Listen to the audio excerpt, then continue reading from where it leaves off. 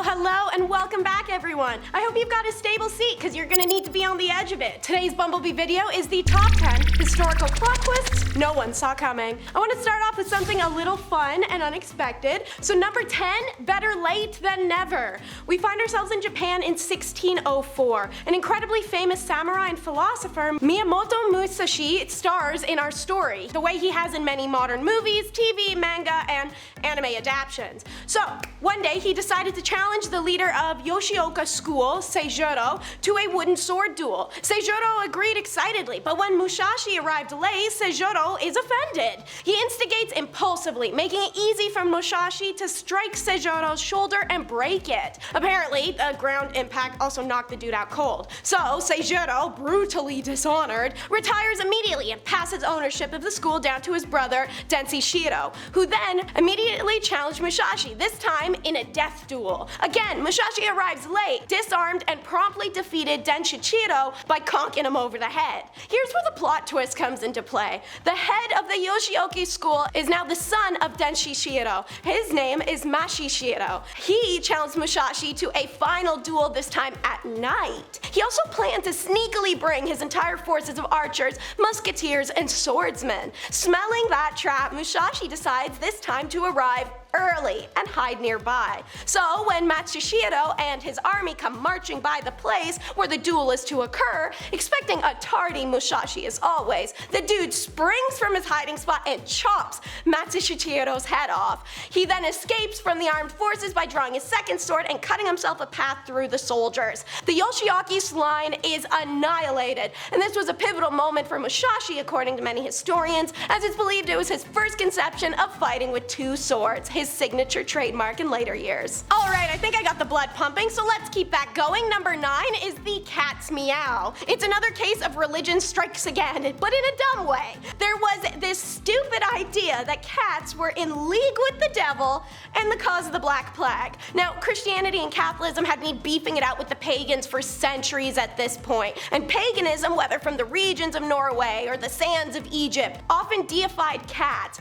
thus fuel in the fire of these new religion's belief that the animals were of the devil. So really, the Black Death was like a lotto ticket of an excuse to go on a kitty killing spree. Naturally, as you can probably guess, killing the animal that killed plague carriers, i.e. rats, is potentially the stupidest move imaginable. And yes, this decision contributed to the plague spread like no tomorrow. You may be wondering though, Tereza, don't cats carry fleas, which also in turn carry the plague? Great question, cat hater. Yes, cats would carry plaguey fleas. But my friends, due to the predator to prey ratio of the times, roughly 1 rat for every 50 cats, the density of the disease vector would be substantially reduced. So in layman's terms, by reducing the density of a forest, you can slow or stop a forest fire. The same is applied to disease. If they hadn't killed a bunch of cats, those cats would have killed the rats, and the cats themselves would have died from plague more than people. Unless you ate a plague cat, because back then they did eat cats. As you'll learn in my recent video, the top 10 gross medieval foods peasants ate. Take time to subscribe to the Hive now to see more videos like this and that one. Alright, let's talk about some political plot twists, shall we? Number 8, no petty vengeance. After serving as a quartermaster general for New York State during the Civil War, Chester Arthur established his law practice in 1863. Arthur's clientele was largely men associated with New York's very corrupt Republican political machine, which was where he changed his life path from law to politics. In 1871, President Ulysses S. Grant appointed Arthur to the lucrative and politically powerful post of collector of the Port of New York. However, in 1878, he was fired from his job as part of the plan to reform the federal patronage system in New York. Fast forward a few years, Arthur became the Vice President of the United States, and following the coup killing of President James A. Garfield 6 months after their mutual election, Chester became the president. Here's our story's plot twist. You'd think, like most Republicans of his day, being fired for the purposes of a reformation would really fry his onion. To the surprise of reformers, Arthur took up the cause of reform. He signed the Pendleton Act into law. The Landmark Act passed in response to a scandal in which politically appointed postal workers schemed to steal millions from the US government, ensured government positions wouldn't be nepo baby nightmares and instead be filled based off of a person's experience rather than politics, even though that's how he himself got his job as a collector, then vice president. Arthur's progressive political stances forces killed his support within the Republican Party, who refused to nominate him for a second term. This story is one we've all been taught, but man, is it a dead ringer for historical plot twists. Number 7 is 2 times the charm.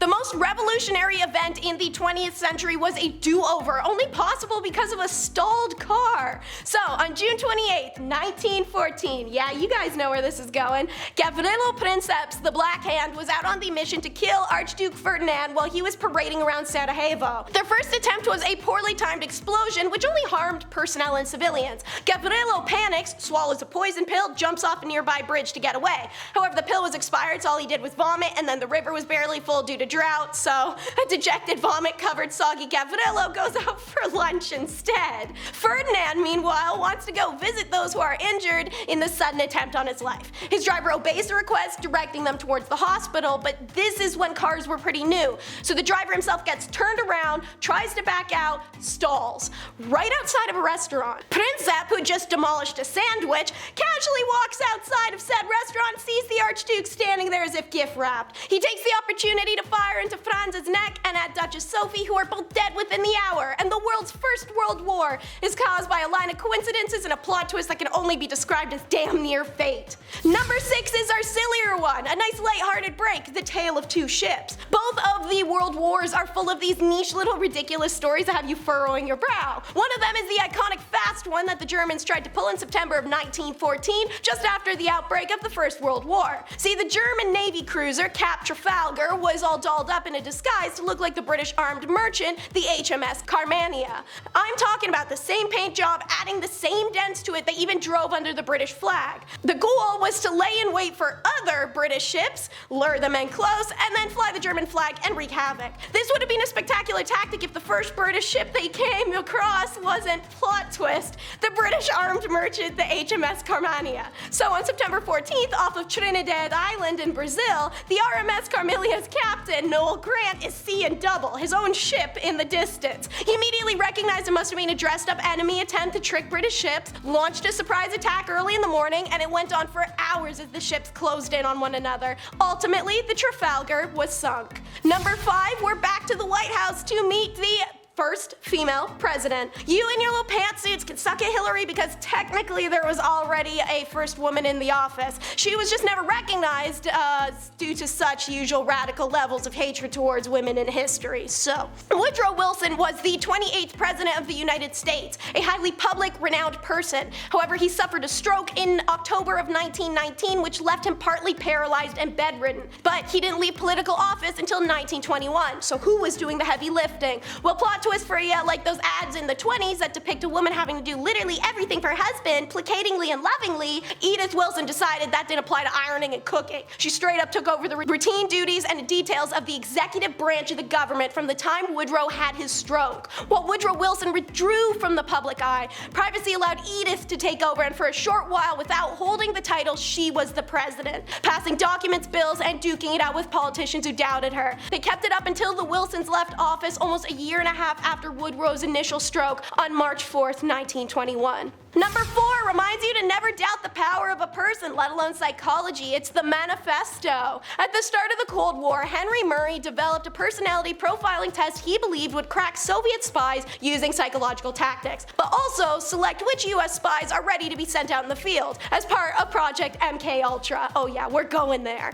He began experimenting on Harvard sophomores, because those are the same as US and Soviet spies. He set one student as the controller, since they proved to be completely predictable conformist personality, and they named him Lawful. Said student in the latter half of the experiment was required to prepare an essay on his own core beliefs in order to participate in a friendly debate. The friendly debate was actually an aggressive military interrogator who then ripped the student a new one. I'm talking tear his belief and life apart, mark everything he stood for, pick apart every line and every word in every essay, all in the name of gaining a reaction from Lawful. The reaction didn't happen. Instead, it broke the student Lawful mentally and emotionally. He graduates but returns the degree and moves deep in the woods for years, where he writes his essay over and over and over until he was finally sure of his beliefs again. So sure that if the nation didn't read it, we'd all be irreparably lost as a society. Student Lawful's Industrial Society and Its Future has become one of the most well-known essays written in the last century. In fact, you'd probably read some of it, although you probably know it better as the UNA's Manifesto.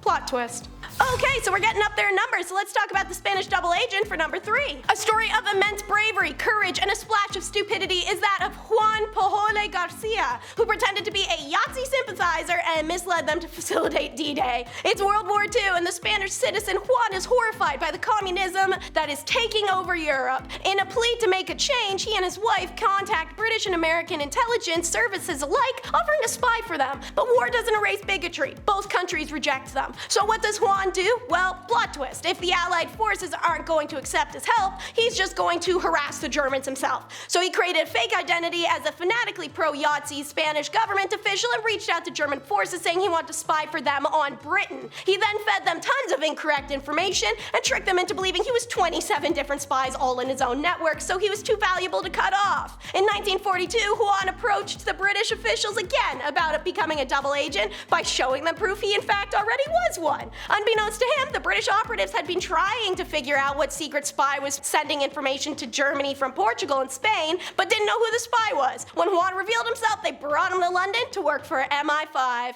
Juan had a key role in the success of Operation Fortitude and the deception operation intended to mislead the Germans about the timing and location of the invasion of Normandy in 1944. Number 2 is a silly one again, so silly in fact you may never expect it to be about the Wizard Killer. As you may know, in ancient times when you wanted to ascend to the throne of a kingdom, you either had to conquer, kill, or bang your way to it. And even then, someone else could be scheming to do the same thing. It was pretty cutthroat coup competition, and Darius the Great was one of the few that actually succeeded in his. Darius killed the king of Persia, no doubt about it. He was quite literally red-handed, covered in blood, standing over his predecessor's dead but also blood-covered body, and he was quite literally holding the knife. Naturally, this is when a Magi walks around the corner, and a mutual oh crap moment happens between him and Darius, who's now being caught. The Magi calls for the guards, but then Darius spins a miraculous web. Darius claims he has not killed the emperor, as the man he has just killed is a shape-shifting wizard imposter who stole the throne. Essentially, he's standing there covered in blood saying, I know what this looks like, but it's not what it looks like. This dead guy right here, who happens to look an arguable amount like our emperor, is just a shape-shifting wizard who killed the king and then rode his skin around to gain the throne. You guys look so dumb, I just saved your asses. You're so lucky you had someone like me here to avenge the rightful ruler who I definitely love and miss dearly and didn't kill. This guy, yeah. So the Magi and the guards are kind of like, alright, and the Magi have a group meeting to debate if the story's true. Then they unanimously decide he's not only telling the truth, because who would lie about a shape-shifting wizard, they also decide Darius the Wizard Slayer should have the throne of Persia.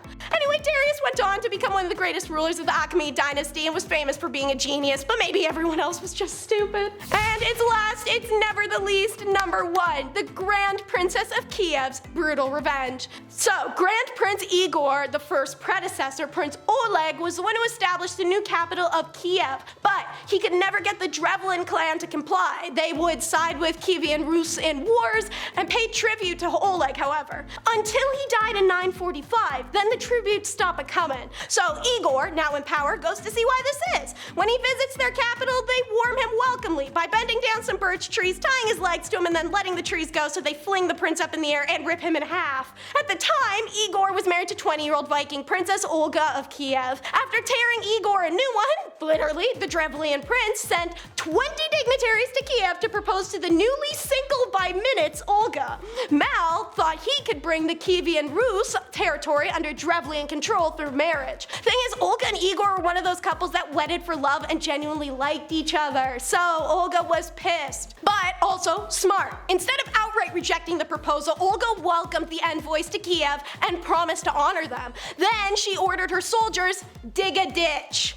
It's the same ditch Olga has her soldiers throw the dignitaries in and bury them alive. Then she happily sends Mal a letter pretending she was still open to marriage and to send his best men to escort her back. Mal, ignorant of Olga's fury and the fact that she'd already killed 20 of his men, sends decorated chieftains. Olga offers them her bathhouse to freshen up after they arrive, and once they go in, she bolts the door and burns the entire building to the ground. But is Olga done? Hell no, she's acting faster now, so she travels to the Drevlian capital, hosts a funeral for her husband there, and plows douse alcohol into the Drevlian soldiers. Once everyone's drunk, Olga's loyal soldiers kill all 2,000 of them. At that point, the Drevlians feared Olga of Kiev would not stop until she wiped out their entire clan. So the survivors pleaded with Olga to accept their tributes and return to Kiev. She told them she'd accept 3 pigeons and 3 sparrows from each house. Once delivered, she had her soldiers tie sulfur and cloths to the birds, then told her soldiers to release them back. The flocks landed back in their thatched nests in the Drevlians' houses and lit them on fire. There was not a house that was not consumed, and it was impossible to extinguish the flames because all the houses caught at once, according to the Kievan Rus Chronicle. The people fled from the city and Olga ordered her soldiers to catch them. Olga divided up the captives. Some she killed, others she sold, and a lucky few got to rebuild the town. It was in 1547 the Russian Orthodox Church officially canonized her as Saint Olga of Kiev, the patron saint of widows and converts. Alright, these stories went pretty hard, so I hope you enjoyed them. Be sure to like and subscribe to our videos, and subscribe to The Hive to stay updated on history, archaeology, and more.